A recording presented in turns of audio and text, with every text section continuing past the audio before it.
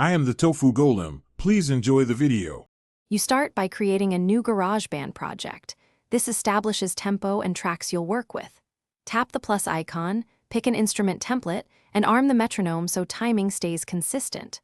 Once done, set tempo, key, and time signature to match your song idea. These settings guide quantize and loop behavior later. Make sure to enable iCloud backup if you want automatic saves. This first action gets you into recording mode quickly. Now you record and arrange. Set a track, hit record, and use punch-in for fixes so you don't redo whole takes. Once recorded, select regions to split, trim, and quantize to tighten timing. This is why grid settings matter. Use smart controls and built-in EQ or amp presets to shape each sound. Subtle changes improve mix clarity. Make sure to label tracks and color code them for faster navigation when arranging the song structure and adding effects. Finish by mixing.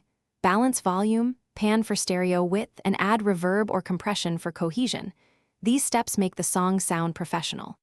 Once done, export as a stereo mix to Files or the Music app, or send stems via AirDrop for collaboration. If glitches appear, like muted audio or failed exports, restart GarageBand, check microphone and input permissions, and make sure iCloud sync completed. Restoring a recent backup often recovers lost work. That troubleshooting step solves most issues quickly. Thanks for watching. Consider subscribing if we helped you today.